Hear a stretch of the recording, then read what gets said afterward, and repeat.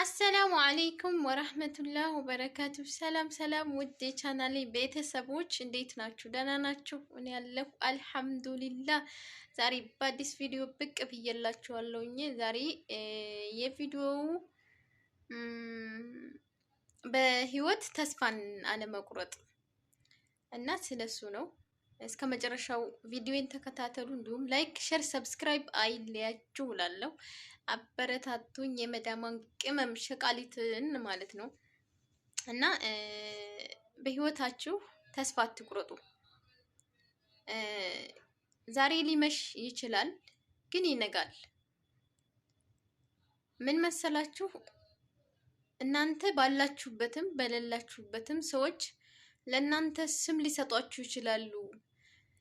በቃ እንደማትረቡ፣ ሰርታችሁ እንደማትለወጡ ብዙ ቆም ብለው ማሰብ የማይችሉ ሰዎች ብዙ ስም ይሰጣሉና ሰው አዋራ ብላችሁ እናንተ ወደ ኋላ መቅረት የለባችሁም። እንደውም ለእናንተ ብርታት ይሆናሉ።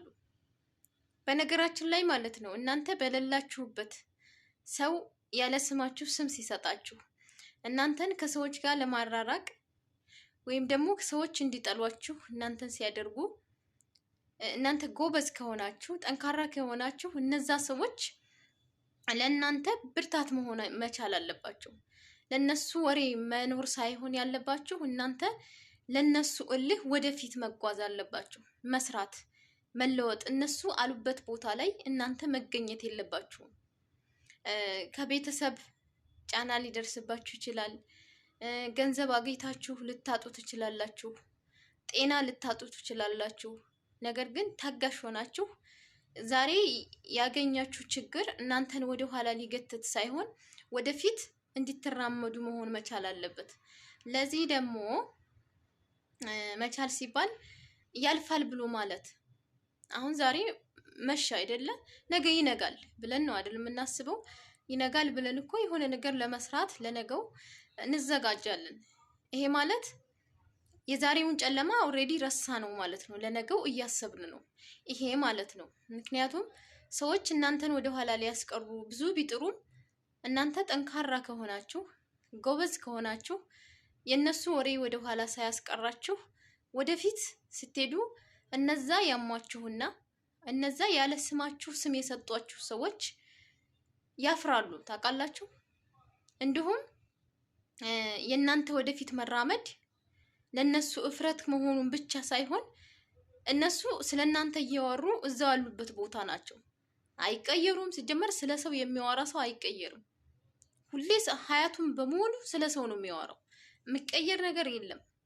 እናንተ ግን ለውጥ ስታሳዩ የነዛ ሰዎች የማውራቱ እነዛ ሰዎች ስለ እናንተ ስላዋሩ ወደ ኋላ ሳያስቀራችሁ እናንተ አላማችሁን አሳክታችሁ ሰርታችሁ ተለውጣችሁ ሲያዋችሁ አይደለም ማፈር ብቻ ሳይሆን ማለት ነው ማፈር ብቻ ሳይሆን በሌላ ሰዎች ላይ እንዳይደግሙት ያደርጋቸዋል።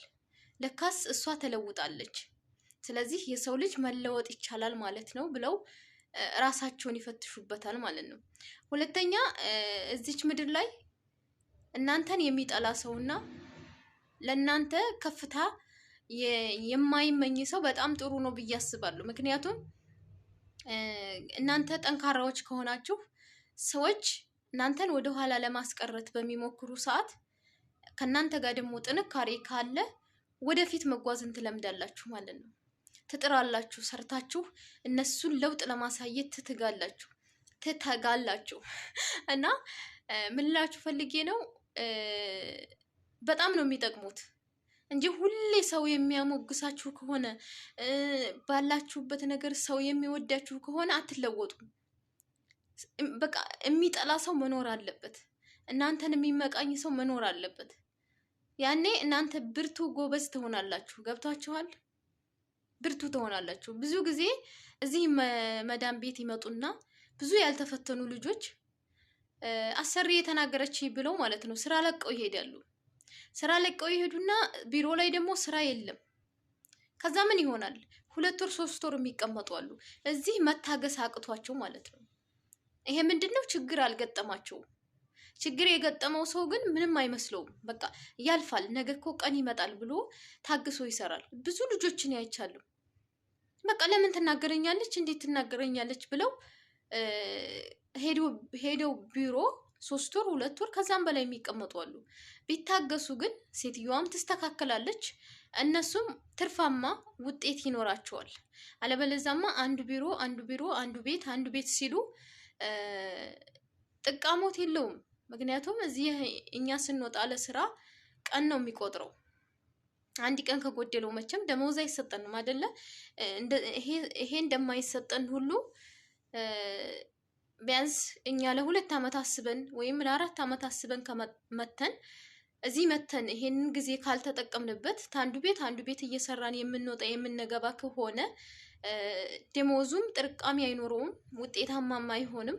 እኛም ያሰብነው ያቀድነው ይበላሻል ማለት ነው። ነገር ግን ታግሰን ቢያንስ ለ2 ዓመት እንኳን ታግሰን ማንም ይጩህ ማንም ነገሮች ይስተካከላሉ። መታገስ ብቻ ነው ዋናው ነገርና የሰው ልጅ ከታገሰ ምንም ማግኘት ይችላል። እና ደግሞ ሰው አለ ብሎ ወደ ኋላ ለመቅረት ሰው የወደዳችሁት ለራሱ የምታምኑት ሰው ሊጠላችሁ ይችላል። ለዛ ለሰውዬ ቦታ ለመስጠት እናንተ አላማችሁን ብቻ ወደፊት ጠላ እናንተ ብቻ አትጥሉት። እሱ ለሚጠላችሁ እሱ ወደ ኋላ እናንተን ለመሳብ ለሚሞክር ሰው እናንተ በምላሹ መስጠት ሳይሆን እናንተ ሰርታችሁ ማሳየት ብቻ ነው የሚጠበቀው። እና ይሄ እንዳለ ሆኖ ግን ሰው አለ ብላችሁ ወደ ኋላ መቅረቱን ብቻ ሳይሆን ማለም፣ መስራት፣ መጠንከር፣ ፈተና ሲመጣ በፈተናው መቻል ይኖርባችኋል። ብዙ ልጆች አሁን እዚህ ሀገር ራስ ቅጥቅጣ ታመመን ብለው ወይኔ ብለው ከመዳማቸው ጋር የማይግባቡ ልጆች ድረስ አሉ። ብዙ በሽታ ይዘው ደግሞ ጠንክረው እየሰሩ ውጤታማ የሚሆኑ አሉ። ይሄ ምንድነው? መታገስ ማለት ነው። መታገስ ካለ ከማንም ጋር ተስማማላችሁ። ማንም ምንም ይበል፣ ስለ ወሬ አትሸበሩም። ማንም አወራ ብላችሁ አትሸበሩም። ምክንያቱም እናንተ አላማችሁን ብቻና ብቻ ነው የምትሰሙት የምታልሙት። ስለ ራሳችሁ ብቻ ነው የምታስቡት እንጂ የሰዎች ማውራት ወደ ኋላ አይገትታችሁም ማለት ነው። ስለዚህ ጠንክሮ መስራት፣ ጠንክሮ መለወጥ፣ ለሰው ጀሮ አለመስጠት፣ ይሄ ነው እላለሁ። ላይክ፣ ሸር፣ ሰብስክራይብ እያደረጋችሁ እላችኋለሁ።